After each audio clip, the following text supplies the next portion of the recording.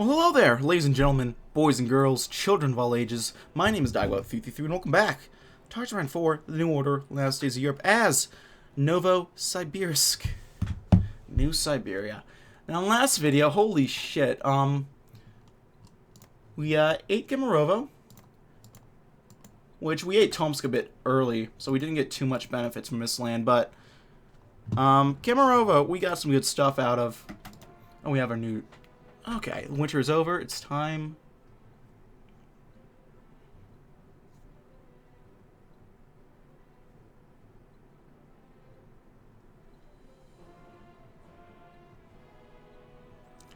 Very nice. Okay.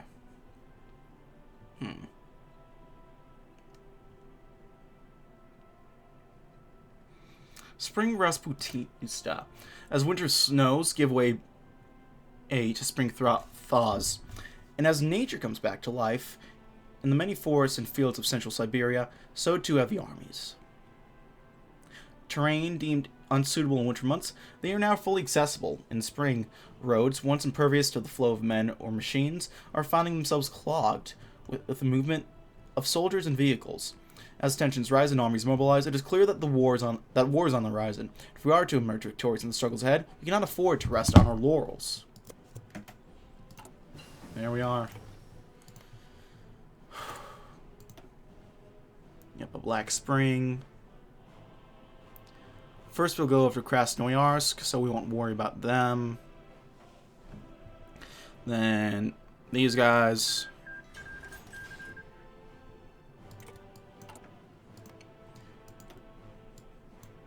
Got the Red Spring, Spring Rasputitsa.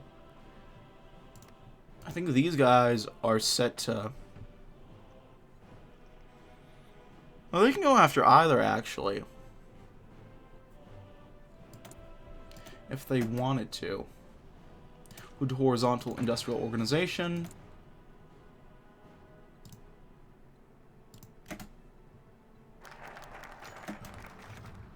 It was their third day of combat exercise, and Private Ivanov was already sick of them. Crawling along the forest floor, the private slowly inched himself forward. The pre-attack had been clear. There was an enemy forward position that needed to be taken quickly. The left-hand squad of a flying wedge, he was but one of a half-dozen soldiers crawling amidst the Siberian taiga. Cradling his rifle, he waited with nervous energy. As the lieutenant blew his whistle, the young private launched himself with the rest of his platoon as machine guns sprayed death a foot off the ground in controlled bursts. 20 minutes later, part of the platoon sat on the far side of the enemy position, much of it, Ivanov included, deemed casualties. Turning his attention away from the exercise and back to its fellow squadmates, the private turned back to conversation. All these exercises, what do you think, Ivanov? Ivanov fixed the speaker with dirty look. What the fuck do I think? Use your brain, man. The Falcon clearly thinks we're going to be fighting a war soon. And you better not get me fucking killed. Get some more war support. Beautiful. Okay,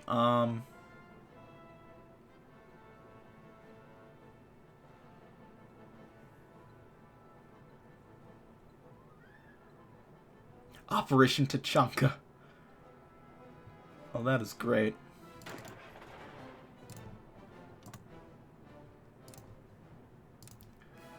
Offensive. We'll work on Krasnoyarsk.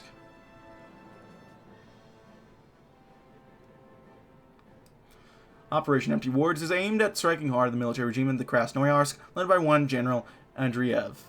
Andreev has supposedly made a great deal of ideal promises to his people, but it's obvious that these are not but meaningless platitudes. Our offensive will bring these aspiring despots down, and in the process secure a critical rail hub. There we go.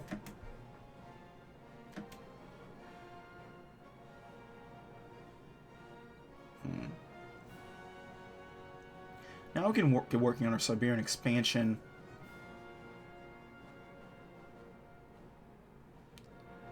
The Slans of Tomsk, which while made up of undoubtedly great intellectuals, have long since outlived their usefulness.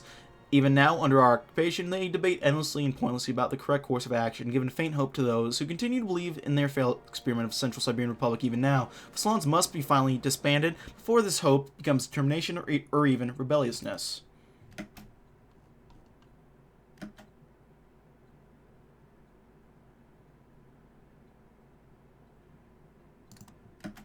There we are. Next, let's go ahead and do the Patriots Federation. Our effort to convince the people of the need to support the state continue. It's been proposed that we communicate to the people the exceptional nature both of Russia and of the Federation. In doing so, encouraging the newfound patriotism within them for the unification ahead. In addition, by focusing on those particular exceptional properties of our state, such as our independent and optimistic spirit, our provision of voting rights to those who have given honorable service, and more, we can shape this patriotism into its most valuable form. There we go. Oh, we can scavenge for loot, you say? I think we shall.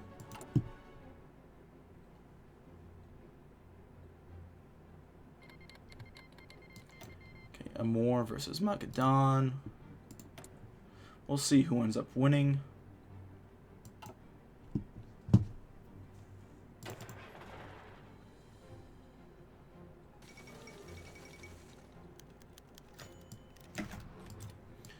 Pushkin watched the tanks roll down the streets of Tomsk with bitterness in his mind and hate in his heart. No, hate wasn't the word. It was some new feeling. Some feeling that combined hate, disappointment, fear, and regret all into one single emotion that went beyond a simple noun. Perhaps depression was a better word for all the changes that surrounded Pushkin's world. The first was seeing his second home, the humanist headquarters, tapped off by soldiers, denying him and his comrades entrance into the building. Your organization has been outlawed, dispersed before you're dealt with. They did, and the sudden horror dawned upon them of just how bad things were going to get. The second was much less concrete, but just as real. The morale of the people of Tomsk had been destroyed, sucked up and spat out. Friends who weeks prior had waved and shared wonderful memories together barely looked at each other, let alone spoke. The park, once so filled with wandering, smiling faces, had been replaced by soldiers armed to the teeth. It was as if all hope, all idealism had been bled from them, just as their men had been bled into the battlefield. Pushkin sighed. Perhaps the grand experiment was never realistic. Perhaps it was better to get your head out of clouds and focus on the real world. Maybe these new men, with their hard faces and cold hearts, had the right idea after all. What use is survival without hope? Bonus to authoritarian democracy. Man, now I'm depressed. God damn it. What do we want? Let's do some support. Let's go work on anti-tank, actually.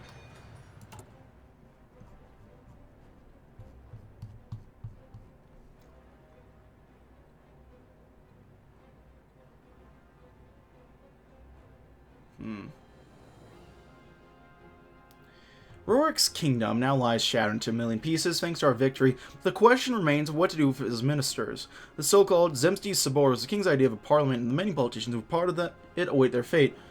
What should be done with them? Alright, let's go ahead and push in.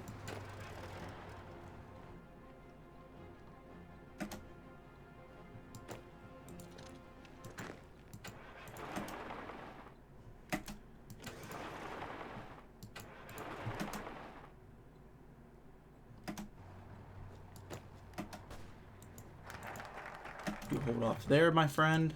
You move there. Dream of our own tiling, da-da-da.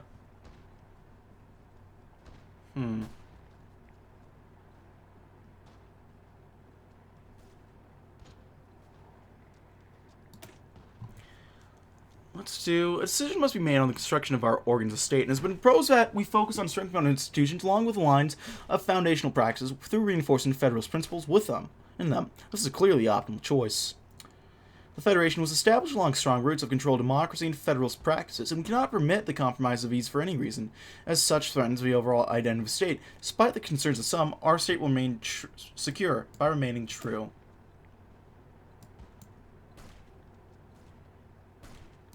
Yeah, we'll do this.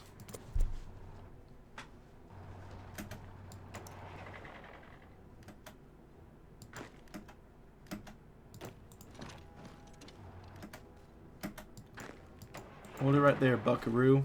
Oh, okay, you want to attack there? That's okay. Waste yourself. For the last time, Shukshin. The sooner we get rid of that man's deranged administrators, the easier our lives will be. Why on earth would we humor those lunatics when they wouldn't have give us the same courtesy? Alexander Petrishkin paced up and down his office, talking with his hands as he went. For the past 20 minutes, he'd been arguing with the mayor of Barnaul over the fate of a so-called Zemsky Sobor. And once again, the two men found themselves at an impasse. Mayor Shushkin rubbed his temples, his eyes wearing distance. If we keep ripping up local administrations, replacing them, it's only going to mean more work for us. Time we could have spent on more important matters will instead be wasted on sorting out bureaucracy. I'm not saying we keep the Sobor, rather update it to fit our needs. But Grishkin turned to Shushkin. Perhaps his colleague had a point. After all, what was the point of demolishing a perfectly functional administration just to replace it with something that serves the same purpose? On the other hand, the President knew that keeping the Sobor in any form would encourage a certain degree of autonomy. But he does a compelling case, whatever that means. Alright, we'll move you there. Let these guys exert themselves even more. Okay, buddy, if you really want to die, it's okay. We got Takagi as Prime Minister.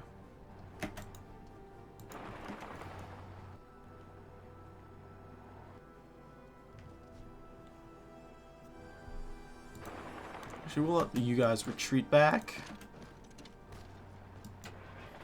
And are these... oh, these dumb motherfuckers. PRC versus the Black Army. Yeah, we'll just let them fight it out.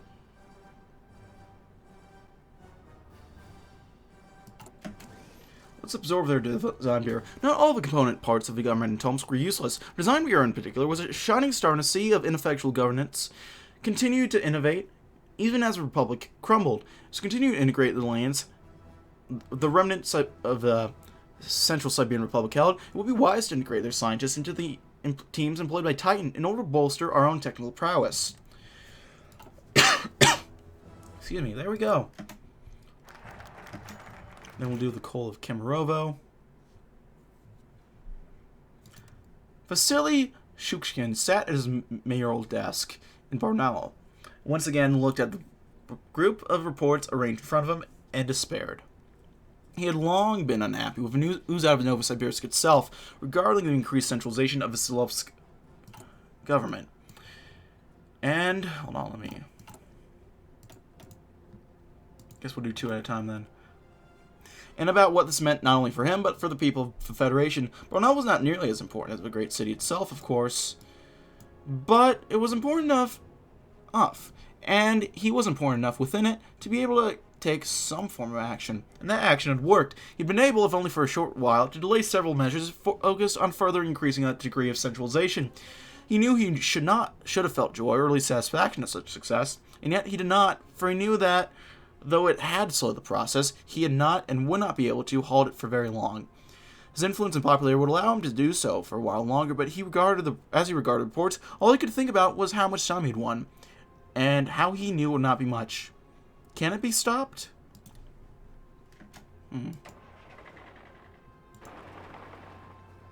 Let's move there, see if they want to,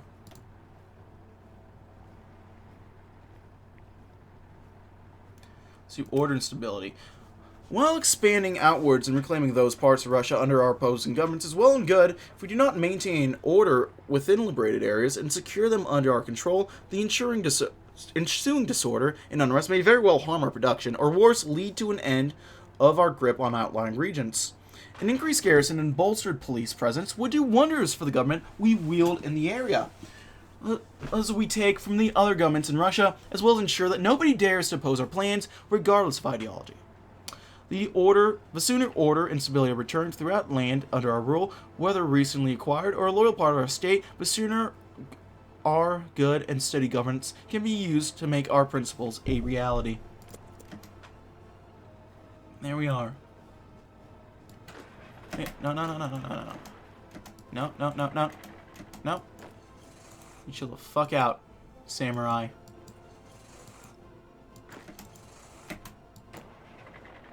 Okay, now we go.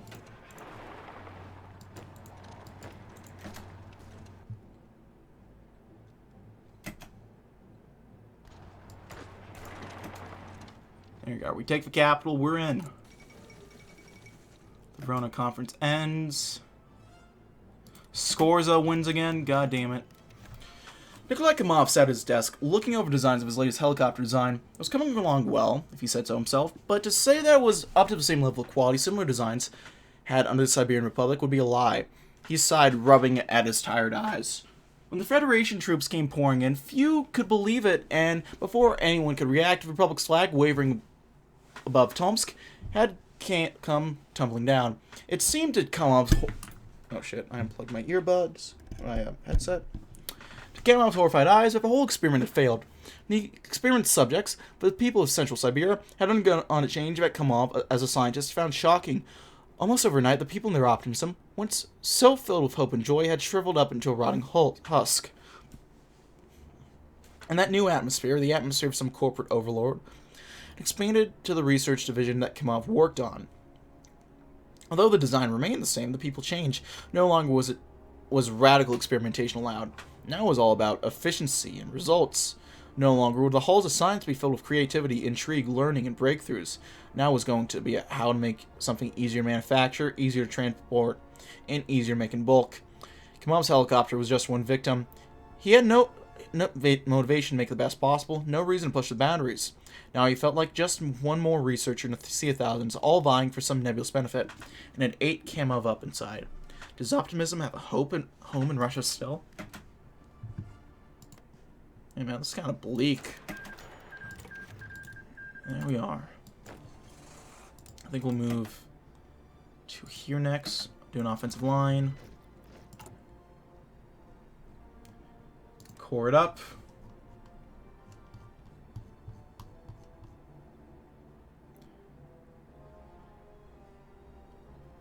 Operation Rascol. All preparations for the invasion of Orotia were completed. Ruled jointly by the old believers and the Altai people, the unitarian religious nature of their state stands in contrast to our federation. Although an entirely unambitious government, unlike most others in the region, they nevertheless stand in the way of the unification of Central Siberia, and as such must be defeated completely by our forces and brought into the fold. Understood. Wait. Okay, we've already launched an operation recently, so we can't quite do that.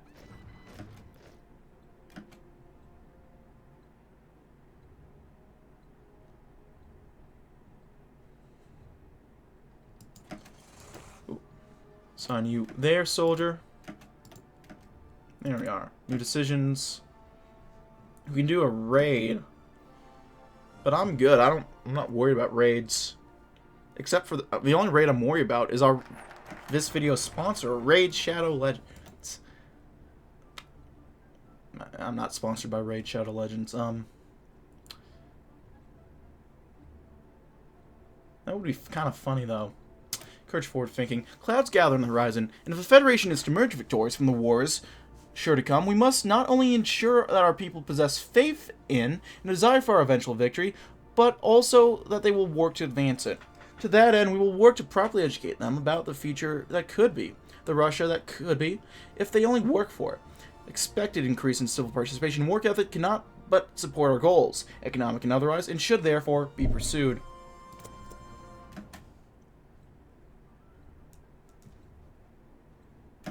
Okay. Operation Rascal. Then we'll do... probably seize the arsenal.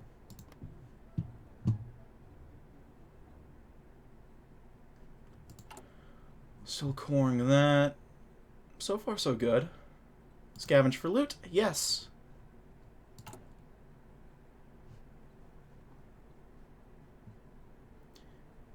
Will we be good to just take the capital? I imagine so.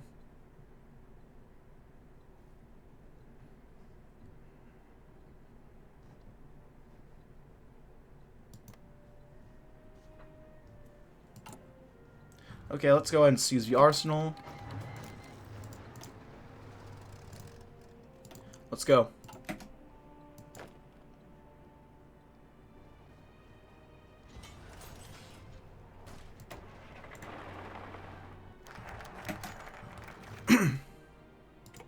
Hello, ladies and gentlemen, and today you're listening to Radio Free Siberia, the best news for the people of Siberia. I'm your host, Koryavak Nikitovic, but you can call me Nicholas for short.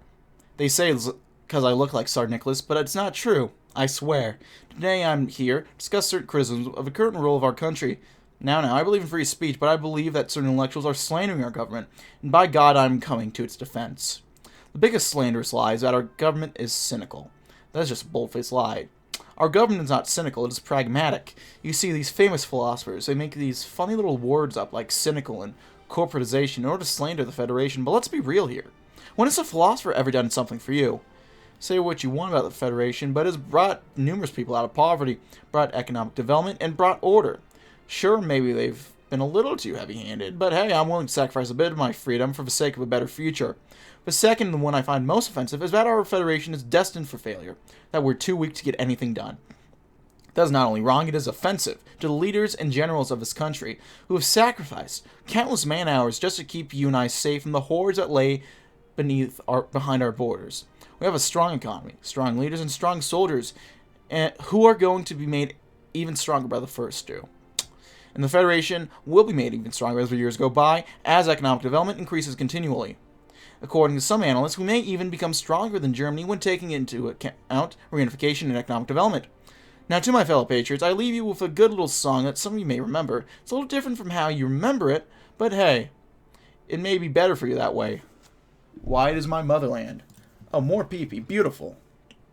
Let's welcome the willing. See what ends up happening there. Maybe get some new generals or something. Oh. Alright, we need to do a new focus. Let's do a rural-urban base. If we are to remain stable, strong, and united for the challenges we face, both now and in the future, we must ensure that our people feel a sense of true community. Currently within the Federation, there is an acknowledged split in our experience and outlook between our rural communities and our industrialized urban centers. We must correct this. A campaign of education with a specific focus on appealing to the shared experience of both our communities will be commissioned. In doing so, we will ensure that we speak to members of both, showing them the experience of the other, and unite them all behind the state for their tribulations ahead. There we go. Call for tradition have been deafened by the drum of war.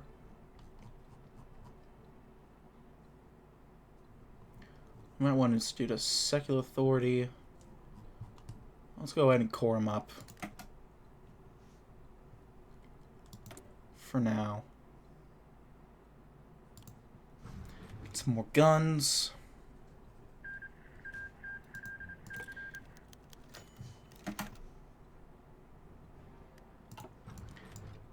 We're getting a new general? Okay. Real quick, I'm going to do a front line from here to here. I think I know my next target. Alexei Pesterev didn't often feel fear, but when it came face-to-face with Pokrishkin, the man who led the newly formed Federation, he felt his internal temperature drop a couple degrees. It wasn't the physique of mannerism of the man that disturbed him, but was the simple reality of the situation. Coming face-to-face with a man who overthrew his government, and on the other side of a jail cell, conjured up images that Pesterev would rather not have. And so they sat there, waiting for the other to make a move, up until Pokrishchev spoke up. Mr. Pesterev, I understand that you and Andreev are on less than stellar terms. Considering I'm in a jail cell, yes, me and him are not exactly the best of friends at the moment. Pokrishkin laughed. That is understandable. You know, I hate to see such potential wasted, rotting in a cell. I've always preferred to think of human life as having a little bit more value alive than dead, or in prison. Pesterev felt his eyebrows raise a little, wondering where this was going. I have a proposal for you, if you would like to hear it. A proposition? Pokrishchev pulled out a piece of paper and slid it between the metal bars. I'm not an expert in the affairs of Krasnoyarsk, nor its people, nor do I think I could learn it in time necessary to make a difference. That's why I'm offering you an opportunity to work for me, for your freedom, and for a better future for Russia. You don't have to decide now, but I'll do it. Pokrishkin stopped, a little shocked at being interrupted. The look, however, disappeared and was replaced with a smile. I didn't expect that, especially after how long you worked for Andreev. Pesterev smiled in spite of his best attempt at expressing it. Well, it's not like I haven't done it before. Excellent. Welcome back, General Pesterev. I'm not exactly sure I trust a bunch of traitors coming to work with us again, but you know what?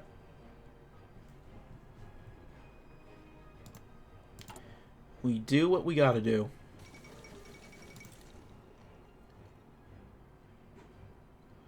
We'll do Operation Tachanka. as soon as we can.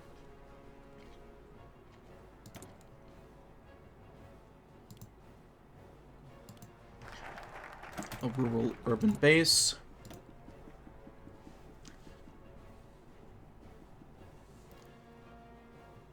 Let's entice the giants. The captains of industry within the corporate giants are a critical part of our country's development, and no effort can be spared in pleasing them. It was with their support that we have turned the Federation into a state truly worthy of existence, and it is with their support that we will unite all of Russia under that state. To entice them into supporting us further, we will offer them some benefits to reward for their aid up until now, such as appointments to economic positions in our government and making our taxes on them even more lenient than they already are. While this will blur the line between corporation and state further, that is a necessary sacrifice for leading Russia into greatness. Let's institute some secular authorities.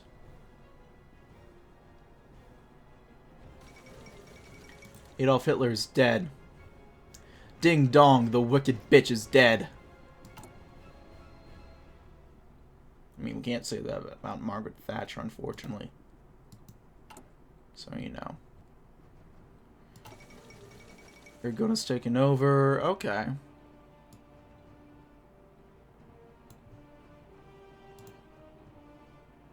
I think the resistance is set to win.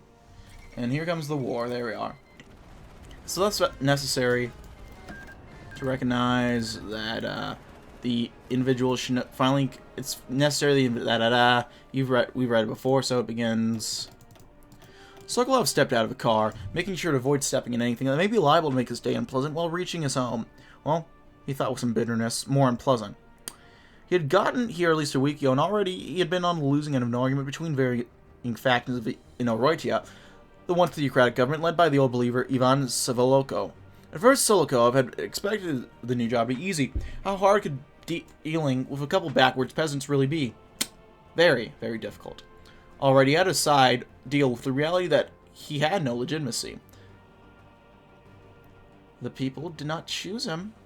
An outsider, Sokolov, no matter his personal beliefs, was a member of the Federation government, a distant, unknowable collection of bureaucrats and politicians who knew nothing about them. This Sokolov resented, if only because he had been briefed by a significant amount of Sokolovo, who, in his wisdom, thought it would be important for Sokolov to understand the needs of the people. Apparently Sokolov thought with bitterness. Some people didn't think this was enough. He sighed. Perhaps he was being too negative. He had, over the course of the last couple of weeks, been successful in removing most of the incompetent administrators under Zavoloko, who, by and large, were preachers and not bureaucrats. The very least would show that Sokolov was trying to make an effort. Besides, the cash would begin to flow into Orotia soon, to show how valuable a unified, centralized Russia could be. Perhaps, Sokolov thought, for the first time in days, these people can learn to trust again. Hopefully, Sokolov thought, I didn't get that much hateful mail today.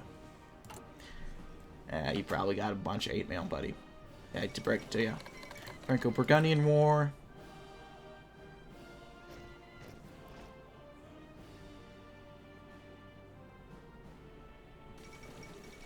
Chaos in Ostland, a Reich divided. We'll see if it can stand.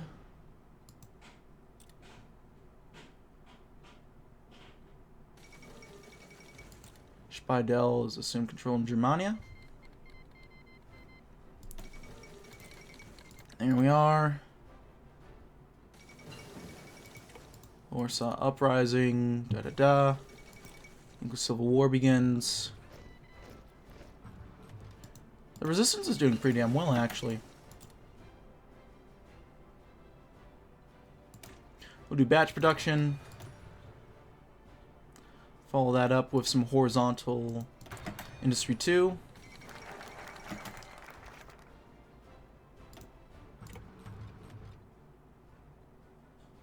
Warning development. Okay. Ooh. My books are falling over.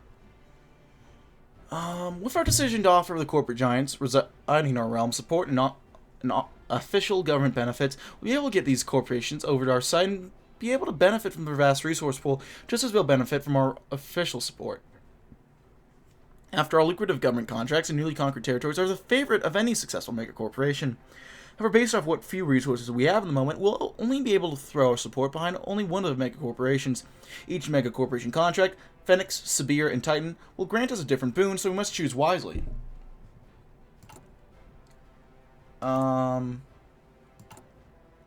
Sibir for our economy.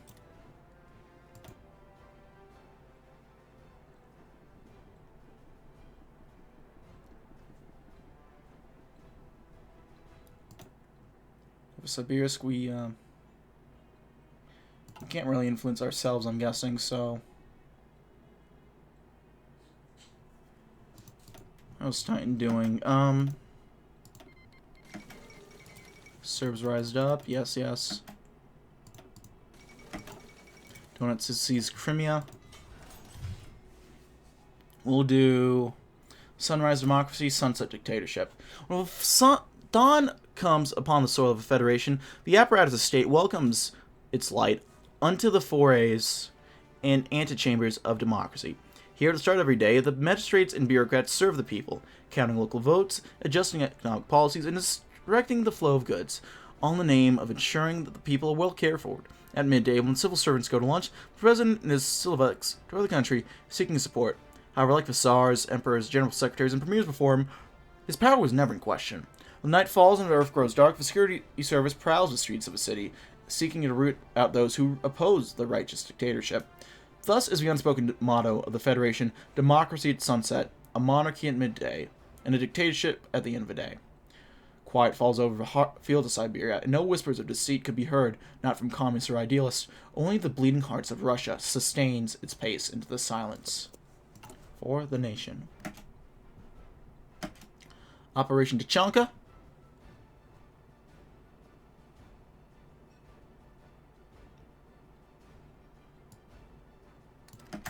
Let's prepare. We should be able to slide in while they're distracted. Yeah. Do do do do do do do. Sorry, damn it, I not felt a need to do that. Increase the power of the people.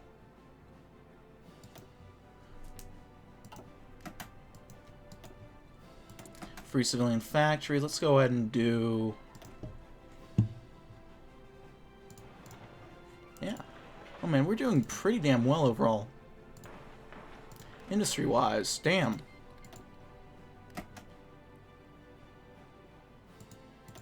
We'll hold off building there. Hold off building there as well. After that, we'll get working on some infrastructure up there. Milor Coop in Norway. Where the fuck are the Yankees? Let's get some planes going. Some close air support.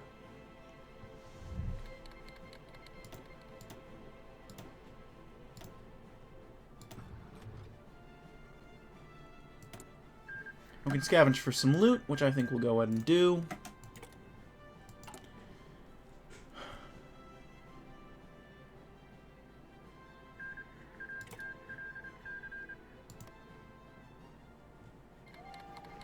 There we are.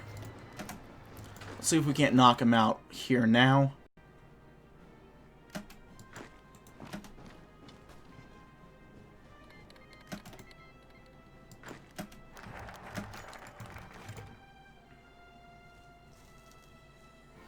It had become the habit of Vasily Shukshin to spend the hours of a night cooped up in his office, working till the wee hours of the morning. It had been like that when he was simply the mayor of Barnell, but with his elevated position, so many things had changed. He had tired, of course, and it wasn't like he enjoyed working till the a.m., but it was something that the man felt as if he had to do. Shukshin's place in the administration of Federation had placed him front and center in what passed for political machinations of the polity.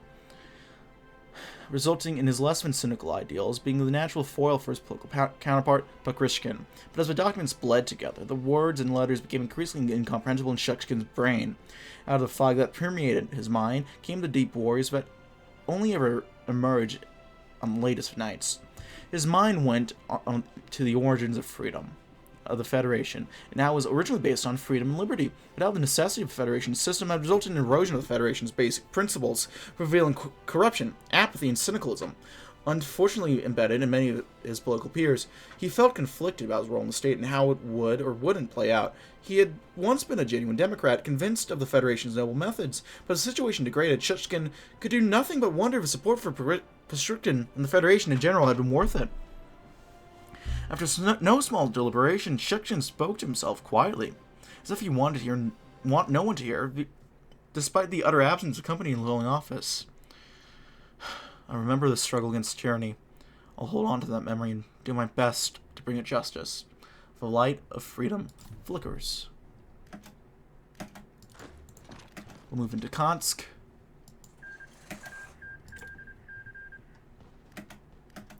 So let's see if that's not enough to knock him out of the war. Try to move into Bratsk. While we're here, we'll go ahead and do temporary military governors. Unfortunately, we can't trust the newly liberated territories to not fall back into extremism if given the opportunity through a civilian government. As such, we'll pass a new law to place any and all new lands under temporary military administration to maintain an order and eradicate extremist ideals before true integration into the Federation. Military governors will be given absolute authority to deal with any suspected treasonous activities, barring direct orders from the government in Novosibirsk against specific actions. Although this will last only as long as absolutely necessary, this is unlikely to be popular among the people of such territories, so we must warn the military governors to avoid upsetting them further, if possible. If possible. And onwards ran the river of anarchy. The wither. Why am I thinking of fucking Minecraft right now? Shit, man.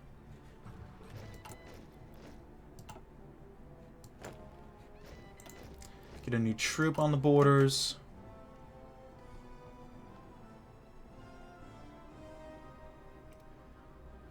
Let's go ahead and enforce order upon the anarchy.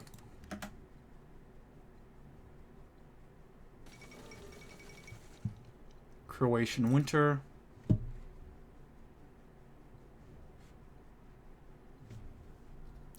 Gonna take a drink of water. Hydrating. Pan-African dream lies defeated. It's a sad state of affairs. Hopefully the conflict will not escalate. We'll wait and see about that. Oh no, do not show again. Get the fuck out of my face, bitch. That was aggressive. I apologize, but I don't need help. Let's disband the worker councils while we're here. For the past couple of months, the All-Siberian Black Army has been dealing with the remnant forces of the Black Army. Almost all our holdout generals, militias, and other organizations have refused to submit to the will of the Federation and instead placed for rebellion at the barrel of a gun. What began as outright treasonous acts, openly committed by militiamen, gradually transformed into terrorism against the state and its property. Army compounds were bombed, killing dozens and injuring more. Police headquarters, set up in high population areas, were routinely attacked and looted for firearms. And quickly as they were attacked, the HQs were empty of all red perpetrators. But the former Free Territory could only hold out for so long. Soon as weeks turned to months, some of the diehards began to question whether their acts were in any way helpful to their cause. Soon as the troops began pouring in, and the compounds and safe houses were raided, the members of the underground Black Army began to dissipate. Some choose to leave a free territory. Others the whole of Central Siberia. A couple even decided to leave Russia, hoping for a better chance of the revolution abroad. Some, however, decided to stay. While they continued their revolutionary activities, the All-Siberian Army has been ever present to combat them. While the remnants may never fully go away, the Siberian Army stands tall and ready to crack whatever resistance remains. The All-Siberian Army fears no Reds of any shade. There we are. Temporary military governors. We'll do the Industrial Preservation Act. Industry is a critical part of waging any war, for the factories keep the men, armed and unarmed men, don't wage war very well. However, at the current rate of our industrial base, we will be unable to keep with our expansion, and thinning the supply lines might mean even more death or even defeat from our armies. As such, the Industrial Preservation Act has been proposed to keep the maintenance of our current factories going and increase the speed with which the new factories are constructed. This act will allow us to industrialize further and therefore maintain the current rate of reunification of Russia. There's little doubt the faster Russia is reunified, the better. Okay, we got Aktobi.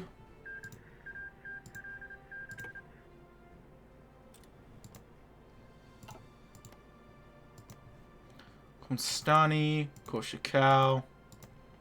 They got rid of the National Socialists in Kazakhstan, I remember hearing. It was a shock to the many denizens of former free territory to hear about Proclamation 1821, the Federation's government officially abolishing the workers' councils. To many others, the outcome was expected. And the shock came from how long it took. Despite the Federation's best efforts, the imprint of anarchism could not be fully removed. It had been too embedded into society for that to happen, especially among the working class, who, unsurprisingly, made up most of workers' councils. Tomsk was the biggest threat of them, and the threatened outright rebellion against the Federation if such an action was ever taken. That, of course, was only rhetoric. Everyone knew that, one way or the other, the workers' councils would be destroyed. Many, even within the councils, debated what course of action to take, but despite the radicalism of some members, the majority accepted defeat. The proclamation was expected, and they tried with the best of their abilities to make the transition as best as possible. But the next day was reported from papers of Tomsk that 3 different mega corporations had begun to carve up the formerly worker-run factories, shops, and other facilities controlled by the councils. Within the course of several weeks, the unions, once so powerful, started to accept their old place in the hierarchy of capitalism. Neighborhoods once more became divided between workers, with the corporations battling out the remnants of who would get what. The workers shall be free. Someday. But the change is going to have to come from within, ladies and gentlemen. And with that, I'm going to have to cut it here. Thank you as always for watching, however. If you like this video, go and leave a like. If not, feel free to dislike. If you want to see more of this content in the future, go ahead and hit the subscribe button for more uploads every weekday, as well as every Saturday. If you have any comments, feedback, concerns, anything of the sort, go and leave in the comment section below. I read all the comments I get and appreciate any all feedback you might have for me. If you want to keep up with these uploads, hit the sub button, notification bell, and just keep posted for this sort of good stuff. If you want to see me do sort of stuff live, check out my Twitch down link below. If you want to chat or play games, check out my Discord. If you want to send a few bucks my way every month, check out my Patreon. That's really about it for now, ladies and gentlemen. Thank you as always for watching. My name has been DB333. I'll see you guys next time. Goodbye.